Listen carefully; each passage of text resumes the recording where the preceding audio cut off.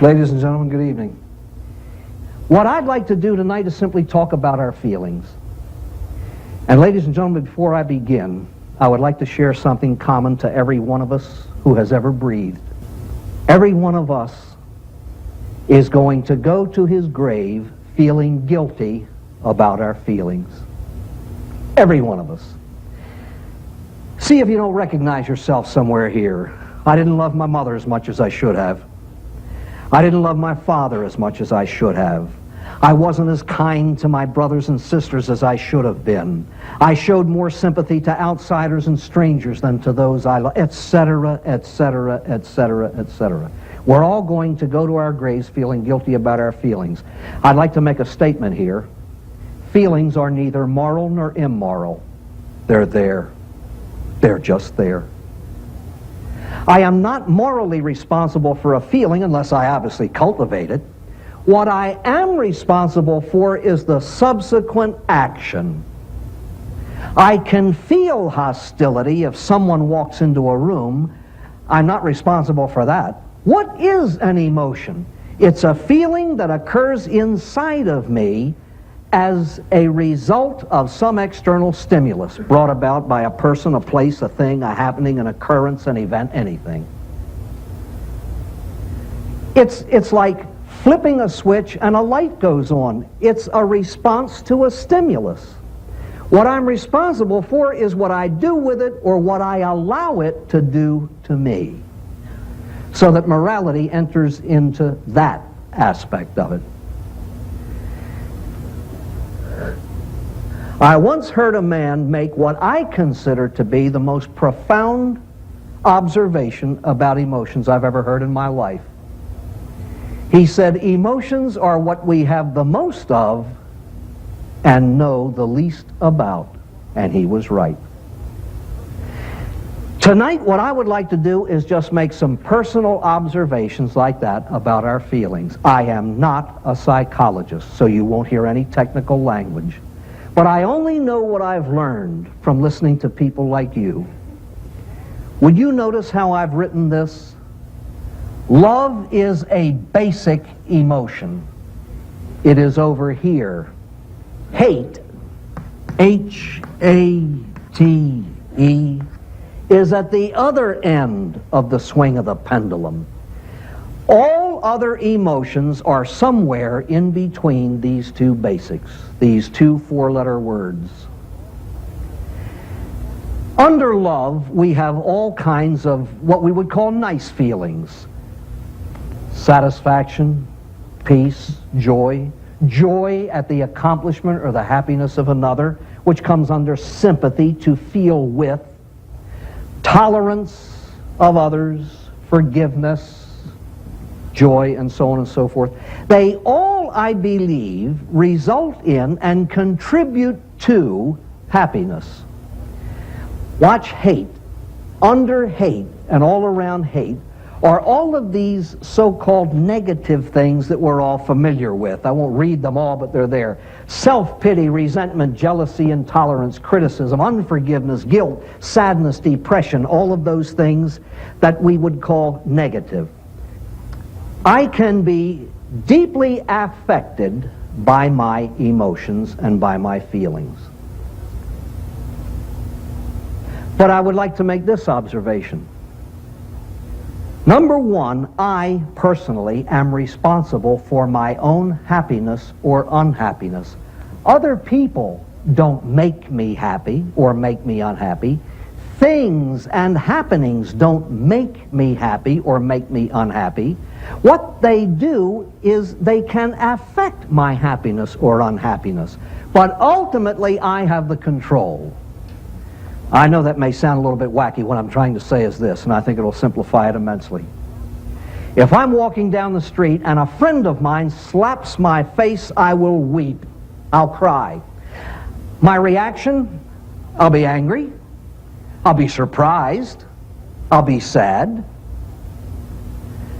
But ladies and gentlemen, if I'm crying 20 years from now, that's not my friend's fault, that's mine. An example that all the professionals use. It rains. One man is happy, one man is sad. The happy man is the farmer who's been waiting for it. The sad man wanted to golf and can't. The rain is the same. The happiness and the unhappiness occurs from the attitude towards it. And so it is here. Can people affect my happiness or not? Yes. Can rain affect my happiness or unhappiness? Of course. Can missing an airplane affect my happiness or unhappiness? That happens to me every now and then. Yes. But if I allow it to still have an effect on me 10 or 15 years from now, something's wrong with me. Something is wrong with me. Now, let's take a look at love and hate and find out why they are extremes, why one is there and one is there. Emotions in general are lumped into two kinds, good and bad. Now again, that has nothing to do with moral good or bad, just good or bad in another sense. We'll see it in a minute. Positive and negative, constructive and destructive. Let's look at them briefly and try to see why. I think the indication is given here. Love is in the middle, and all these things branch out from it. All of these things, I think, ultimately will help to develop, will indicate, will produce, and show happiness.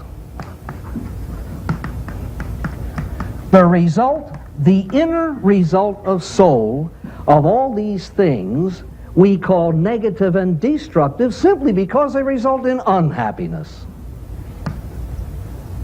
Why? I think the reason is so basic. It is so simple, it's the obvious that we miss. The essence of human happiness is the satisfaction that comes from commitment to others. One's own self-fulfillment is impossible without commitment to other people. Commitment to others means that you function for their well-being. Watch these emotions. They all go out to other people. You forgive others. You are satisfied for having done something for others. You are at peace with your God and yourself because of your commitment to others, etc., etc., etc. The result is simple happiness. Fulfillment. Watch these. I have written hate in a circle because it encompasses all of these things that are totally self-centered. I hurt, therefore I'm unhappy. I have been put upon, therefore I'm sad. I have been insulted, therefore I'm unhappy. I am depressed. I have done these horrible things, therefore I feel guilt and remorse, etc., etc., etc., etc. Let's look at some of these things that we call negative and just examine them a little bit. Ladies and gentlemen, do you know that the great danger in all of this? There are some aspects of these things that are perfectly normal, natural, and justified. For instance, you're walking down the street and you see a boy torturing a little puppy. If you're not angry, something's wrong with you. That's justified anger. If a maniac or someone who is on drugs enters your living room waving a gun and you're not afraid, something is wrong with you. If someone steals, let's say, an automobile that you have sweated for 3 years to pay for and you don't resent that, you're sick. And someone once said, what is love if there's no jealousy? Don't you see what I'm trying to say? A lot of these things are perfectly justified and are perfectly normal. And that, I believe, is their danger. That, I believe, is their danger. Here's an alcoholic who gets fired from his job. He obviously feels resentful and full of self-pity and so on. What he fails to see is that it was perfectly justified that they fire him because he wasn't producing. Now let's look at his wife. He beat her up 3 times in a month. Her resentment is perfectly justified. But suppose he gets sober and remains sober and does the job, and she keeps that hatred in her for the next 14 or 15 years. Righteous anger is like every gift of God. It's a two-edged sword. It produces a great deal of good. It produces a great deal that is natural. But by the very nature of the thing, it's dangerous. It's like dynamite. Dynamite is a marvelous thing. You can put a hole through a mountain to run a train through it. You can also put a hole through yourself if you're not careful of it. And that's what these things are all about. Ladies and gentlemen, either you handle them or they'll handle you. And that's not a threat, that's a promise. That's a promise. What is a resentment? There's a Latin word sentire, which means to feel, to sense. We have 5 senses. We see, we smell, we taste, we hear, and we touch. All right. Someone steps on your toe, you feel. Someone plays music, you hear. Someone paints a picture, you see, etc., etc. So you have a response to a stimulus. All right, supposing someone bounces a 2x4 off of the base of your skull, you feel. Supposing it was unjustified, and you go home and you keep thinking about that, and you keep going over it in your mind, and for the next 4 months you keep going over it, next time you see him, you shoot him.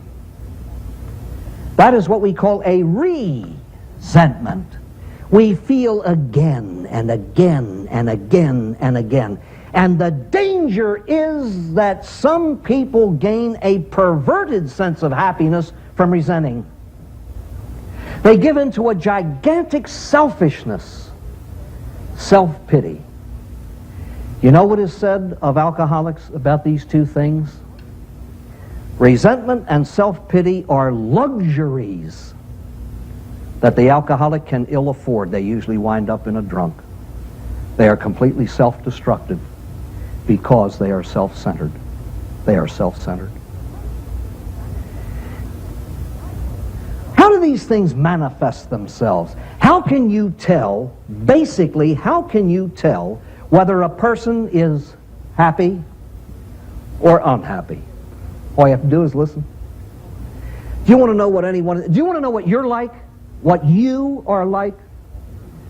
Have a friend on any given day that, he doesn't tell you about. Just have a pact with him to tape everything that comes out of your mouth for an entire day.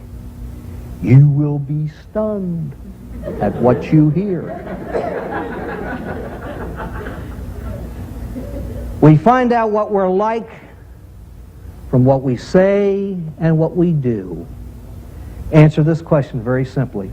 Who are the people you like to be around, and who are the people that you run from when they come around? It's that simple. Selfish people reflected in their speech. You know what self-pity ultimately turns into? A can you top this of misery.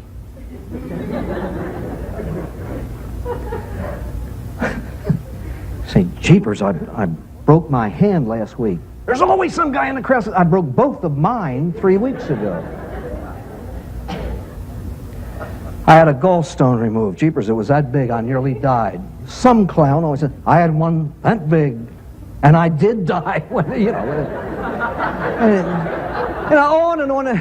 Can you top this?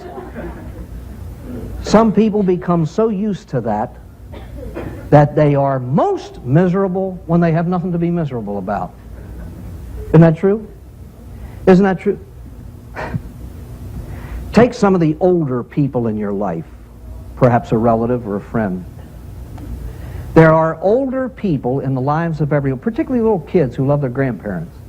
Just think of some particular older person in your life whom you love. Why do you love him or her? Why do you like being around him or her? Why do you want to be around him or her? I'll bet you $1,000 to an empty peanut shells for the simplest reason on earth. You never hear them gripe. They're cheerful people, they're happy people, and it reflects itself, and you like to be with happy people. I once was chaplain at a convent of nuns. And after Mass and breakfast every morning, I used to go up to the infirmary to the old nuns who were there literally to die. There was one nun there that always gave me a little mini retreat. She was blind, not born blind. She had the gift of sight and lost it. She had a bad heart and she was diabetic, among other things. And she always had a joke. Always had a joke. I loved being around her. And there was another dear old soul, God bless her. Ask her how she was and she told you. Usually took 15 to 18 minutes to tell you. It was always negative. I'm not condemning her for that. I'm telling you what kind of person she was. She was a person who, the only thing I can conclude is, as a result of giving in to literally self-centered feelings, that's all she had to talk about. That's all she had to talk about, her aches and pains. And the other person almost denied them. She simply was happy and shared that. Be careful what you ask for. You're liable to get it and you may not want it. I knew a woman who wanted her husband to stay home with her and pay more attention to her. And her doctor said, it would be nice if he would want that and stay home. But suppose you could force him to stay home with you and he did it unhappy. What would you have gained? What would you have gained? This is the great cry of many married women. He'd rather be here, he'd rather be there, he's anywhere but home. What would you gain if you forced somebody to do something against his will? There's a marvelous story that illustrates that. There is a very dear old lady. She is 92 years old. All her life, she wanted to get a singing telegram. And at age 92, one afternoon, doorbell rang. She opened it up. Here's a kid in a Western Union suit. And he said, I have a telegram for you. And she began to quiver. She was so excited. She said, oh, is it a singing telegram? And he said, no, lady, not this one. Oh, she says, all my life I've wanted a singing telegram, and you come. She says, I'm so old, I know I'll never get another one. Please sing it. And he says, lady, I can't sing this one. Oh, please. And she bribed him $50, so he just shrugged. He says, okay, lady. Da-da-da-da-da-da, your sister Rose is dead. So, you be very careful what you ask for. Now we come to the real killer, depression. I think that the feeling of depression is a kind of a total sadness that just completely engulfs the soul of the one who has it. Some professionals call it frozen anger. I call it frozen self-pity. All of the attention and energies of soul are inward bent. It is self-centeredness complete. I believe that one of the gravest mistakes made against the person who has it is treating him or her with medication. I think that is absolutely destructive. I know for a fact that if you are depressed long enough and you take tranquilizers long enough, the medication will deepen and actually produce the very depression that it is given to try to alleviate. That is one of the paradoxes of life. My friends, now we get to the burden of what I would like to say tonight. Is there any way of changing hatred into love? Is there any way of changing unforgiveness to forgiveness? Is there any way of changing nagging into praising? Is there any way of changing griping into happy talk? I think there are means that the good Lord has put at our disposal that we can use to improve ourselves. I'd like to share them with you. I do believe that in time we can beg God to be made, as Francis of Assisi said, instruments of His peace. Where there is hatred, we can show love. Where there is doubt, faith. Where there is despair, hope. We can indeed bring happiness to others if we learn how to be happy ourselves. Not by doing away with negative emotions. We're going to have these things. We're going to have them till we die.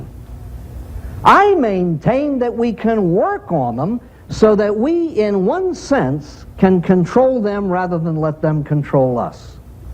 How? Through a threefold agency. God, others, and self. I'd like to make a comment here about God. You don't see it in many textbooks. I don't know why, but you don't. But I feel this strongly. Every one of us in this room loves and is loved. And there are those who love us almost as much as we love ourselves.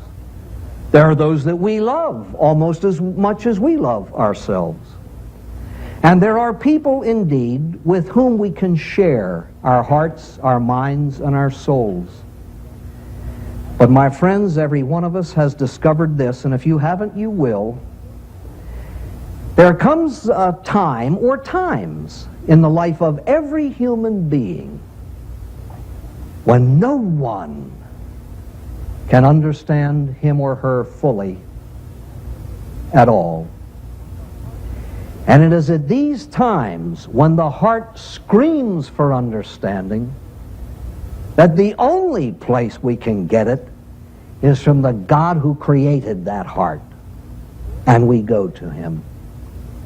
He built us that way. What does he give in return? The strength and the power to do what needs to be done.